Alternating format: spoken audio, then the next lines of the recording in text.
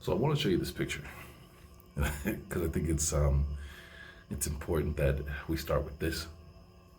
These are people waiting in line to receive a COVID-19 vaccination at a Baptist church Tuesday, January 26, 2021 in Oklahoma City.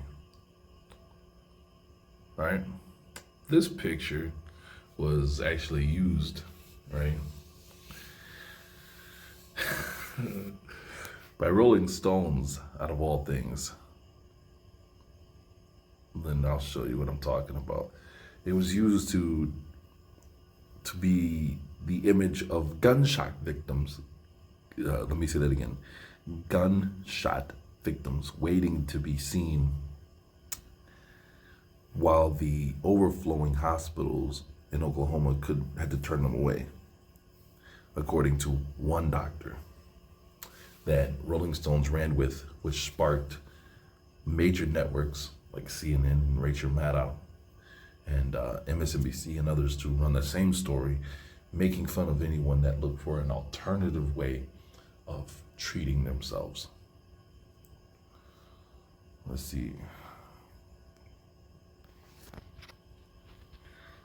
Rolling Stones blasted over fake story on Oklahoma hospital turning away gunshot victims for patients who took, that. I won't say it because, you're not allowed to on YouTube.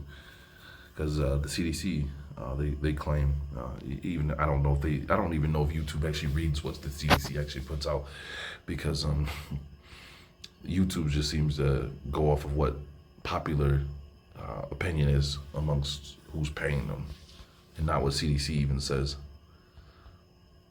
But there it is. Rolling Stones victim left waiting as horse dewormer overdose overwhelms Oklahoma hospitals. They took down the piece that they actually had, Rolling Stone did, but they left it up for the longest time. And you can see why now they took it down. If they were wrong, they knew they were wrong. Rolling Stone ran a completely false, 100% made up story.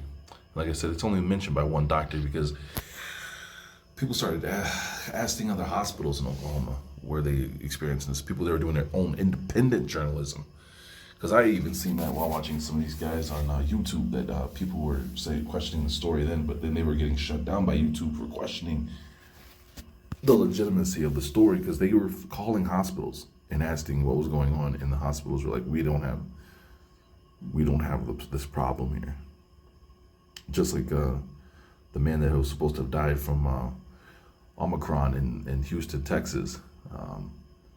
They call into question the judge that actually had that listed on his death record that it was Omicron because of her ties to Silicon Valley and big tech, and big tech being tied to big pharma. But one thing I wanted to show, because I can't mention the name of this drug, was that this drug did something. This drug right here did something for Japan. Let me show you. I'll leave this in the description box. You can read it if you want to. This is a long article. Just a lot of circles it spins you in, basically. But I feel the things you gotta look at is here when they start showing you the date, February 13, 2021, for Korea and for Japan. But the date, this date, not the February 29, 2020, but here. All right, I want you to remember that when I show you this other piece. Look at that date, and down here I want to get to it. They actually tell you what gene they're actually specifically looking for or looking at, because they believe it's got to do with genetics. Here it is. They believe their genetics is what's helping them reduce the spread This genetic feature, called HLA-A24, is common in East Asian countries and has been found in many countries that have had less severe experiences with the coronavirus, including Japan and Korea. But now, with the diverging experiences of Japan and Korea in the past 2 months, researchers said they hope to see more work done to find out more about what's going on. So like I said, they believe it's genetics, but I believe it's this factor. Remember, what was the date? February 13th,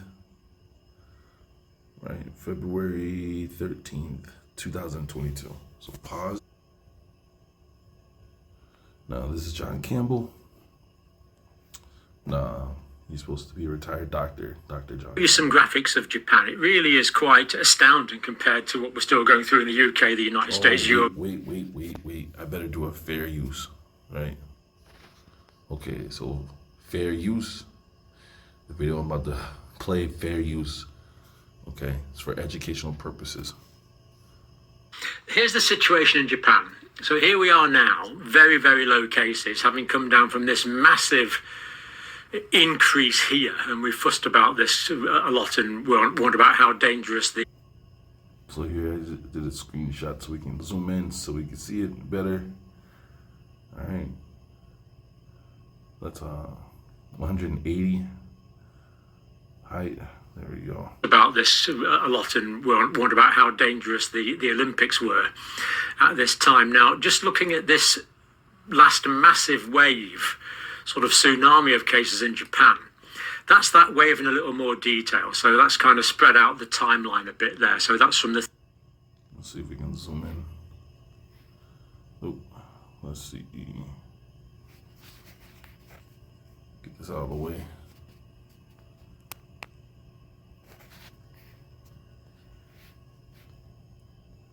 There we go. And then, like I said, September 13th is what we were looking at. That's September 12th. September 13th. So that was the height of it. September. Let's see here.